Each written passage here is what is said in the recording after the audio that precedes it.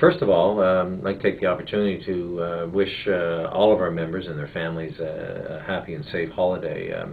What we're hoping here at the New Brunswick Union is that everyone has a happy holiday. Public employees and as laborers and union members, we have to really promote what it is that we do with respect to the economy. We're huge players in the economy, and workers in this province make their money in this province and spend their money in this province, and the whole economy is based on spending. That's the engine. That's what drives it. And we at the New Brunswick Union have been forever encouraging the government, whether it was the McKenna government, whether it was Lord and now Graham, that they have to recognize that the economy, the spending economy, is like a twin engine plane.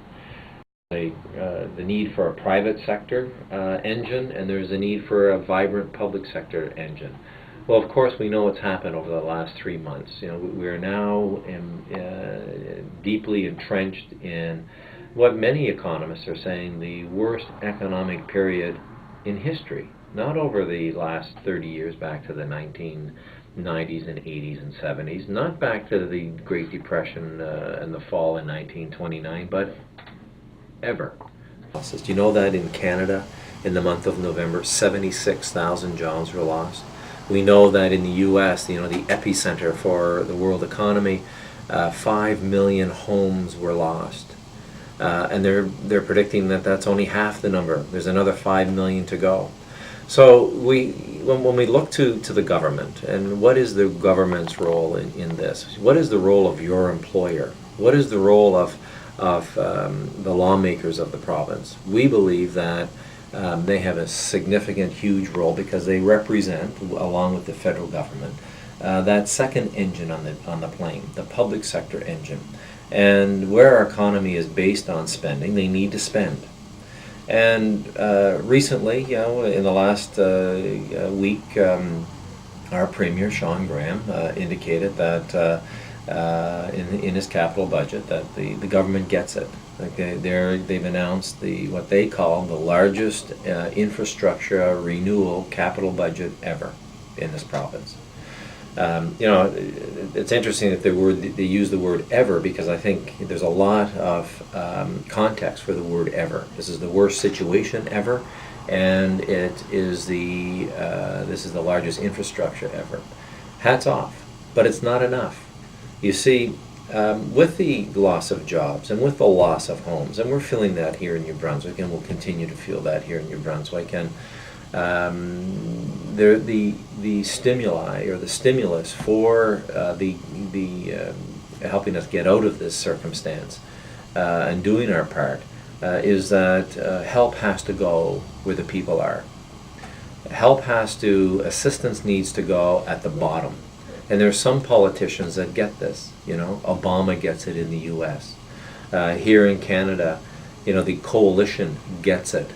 And it's important that our decision makers, the guys that we've elected to make decisions on our behalf, that they get it. You see, Sean Graham, just yesterday, December the 17th, 2008, made a huge statement. He avoided talking to the public sector unions about this when he had them collected in the morning, but in the afternoon he walked out of our meeting and went directly to the media to say that brace yourselves, public sector people, because the only way we can contend with the effort to address the downturn in the economy is to cut $200 million from the public sector. Consider what that means for a minute. $200 million. They're going to look, as they say, efficiencies in the system. We like to say back to them, the government has a moral mission to protect and empower New Brunswickers. That's the only job of New Brunswick. And in order to do that, they have to provide services to do that. And we'd like to, in the context of an economic crisis, my concern is that our government, your employer, is going to use that as leverage to get at what they've been trying to get at for the last 20 years, and that's to reduce the size of government. Well, the argument doesn't work in poor economic times. The argument doesn't work because one, people need services at this time. And if the moral mission of the government is to protect and empower, think of these things. Think of protecting from what? Well, protecting from tainted meat, protecting our water supply, empowering people to with good paying jobs, and with a pension plan, empowering them to be active members of the economy. That an ideology that is bankrupt. The fiscal conservative ideology towards with respect to the economy, which is to reduce the size of government, change the tax system so that those with money pay less tax, and those in the lower income brackets, the middle and lower income brackets, have to pay more. That is totally irresponsible and is the absolute wrong way to go at this point in time in our history. And we're going to have to keep our government's feet to the fire at all levels, federally, provincially here, and also at the municipal level. They all have to buy in and have to be coordinated.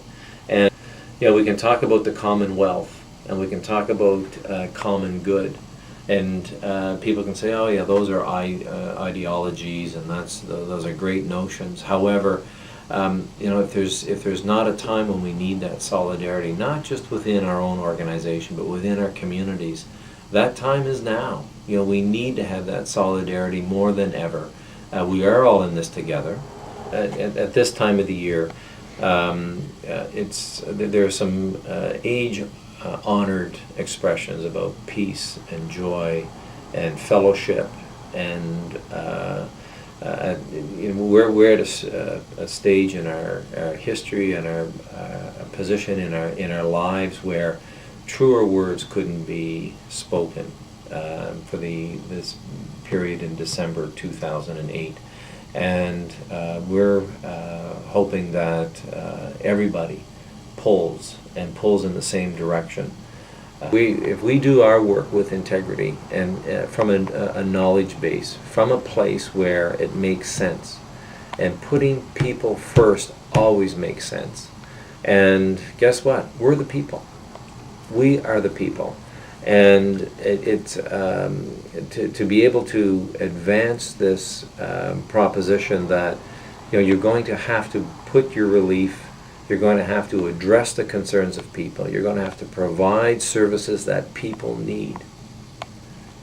We have to do that. We do that together because we're all in this together.